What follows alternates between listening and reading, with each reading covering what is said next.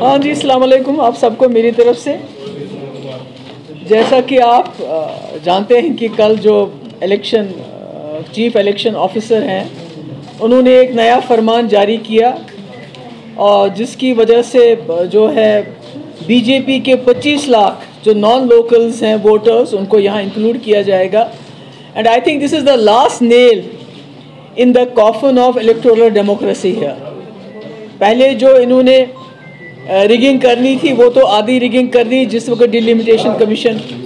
यहाँ बनाया और उसमें जितनी जरी मैंडरिंग होनी थी वो सब कर लिया और जिसका नतीजा ये हुआ कि जो उसकी हेड करती थी उस पैनल को उसको अब बड़ी अच्छी तरह से रिहेबिलिटेट किया गया। She has been rewarded. तो मेरा ये कहने का मकसद है, मैं लोगों के अपने मुल्क के लोगों से ये कहना चाहती हूँ कि ये जो जमहूरी निज़ाम को यहाँ मस्क किया जा रहा है, डेमोक्रेसी को यहाँ ख़त्म किया जा रहा है, या मुल्क के लोगों को समझना चाहिए कि जो जम्मू कश्मीर एक मुस्लिम मेजॉरिटी स्टेट ने इस मुल्क के साथ हाथ मिलाया था ये सोच के कि हम जमहूरी मुल्क का हिस्सा बनेंगे, राजा महाराजाओं की तानाशाही ख़त्म करके हम एक आज़ाद हिंदुस्तान, एक डेमोक्रेटिक सेकुलर हिंदुस्तान का हिस्सा बनेंगे। मगर उसके बाद जबकि पूरे मुल्क में डेमोक्रेसी हुई, हमारे यहाँ ऐसे कुछ वाक़यात हो गए अनडेमोक्रेटिक तरीके से, जैसे शेख साहब को डिसमिस किया गया। उसके बाद कई ऐसी चीज़ें की गई कि लोगों का इलेक्शन से यहाँ बिल्कुल भरोसा उठ गया, क्योंकि उसके बाद जितने भी इलेक्शन हो गए उसमें मेजॉरिटी ऑफ द इलेक्शंस में जो एक वन साइडेड होता था जिसके लोगों का भरोसा नहीं था। और 87 was the culmination of all the elections, frauds of elections, जिसकी वजह से यहाँ के लोगों ने जो बहुत ही अमन पसंद लोग हैं उन्होंने बंदूक उठाने पे मजबूर हो गए और आज तक हम उसका खिमियाजा भुगत रहे हैं। और शायद यही वजह है कि अटल बिहारी वाजपेयी साहब को रेड फोर्ट से ये ऐलान करना पड़ा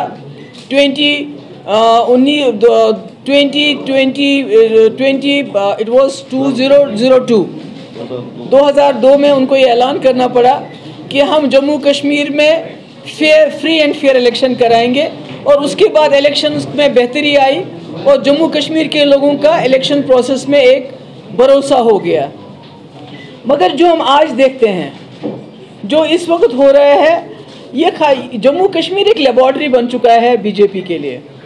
यहाँ वो तजुर्बा करते हैं, उसके बाद बाहर जाके उसको अप्लाई करते हैं। और जितना भी जो भी कुछ जम्मू कश्मीर में हो रहा है ये इस फसाड में हो रहा है कि हम जम्मू कश्मीर को मुख्य धारा का हिस्सा बनाना चाहते हैं, हम इसका इंटीग्रेशन करना चाहते हैं कंट्री के साथ। तो मेरा तो ये है कि जो भी हमारे लोग मुल्क के लोग जो देशभक्त हैं, जो नेशनलिस्ट हैं, मैं उनकी बात नहीं कर रही हूँ कि मैं उन पार्टीज़ की भी बात कर रही हूँ जिन्होंने आज़ादी की लड़ाई लड़ी, कुर्बानियाँ दी और इस मुल्क को जमहूरी सेकुलर मुल्क बनाया। मैं उनकी बात नहीं कर रही हूँ जिन्होंने अंग्रेज़ों से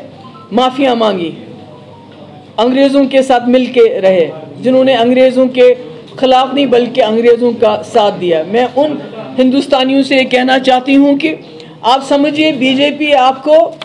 हर गलत काम, कॉन्स्टिट्यूशन को